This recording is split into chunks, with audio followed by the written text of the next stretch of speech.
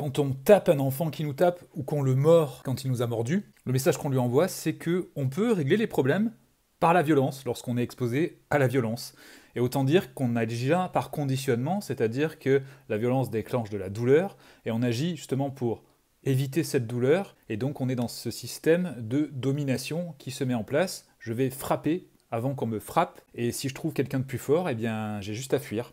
Il est essentiel de comprendre qu'un enfant en bas âge, avant 3 ans, va faire preuve de beaucoup d'impulsivité. Lorsqu'il va ressentir un fort stress ou une forte émotion, ce n'est plus le cerveau qui réfléchit qui est aux commandes, mais plutôt son cerveau émotionnel et son cerveau archaïque. Donc l'impulsivité va l'amener à frapper, tirer, pousser. Pour le guider vers des comportements bienveillants, ce n'est pas un jugement, c'est simplement dire des comportements qui ne sont pas violents, on peut lui arrêter son geste doucement, guider sa main pour lui expliquer ce qu'on attend. La main reste près de ton corps, c'est ce que j'expliquais dans une précédente vidéo.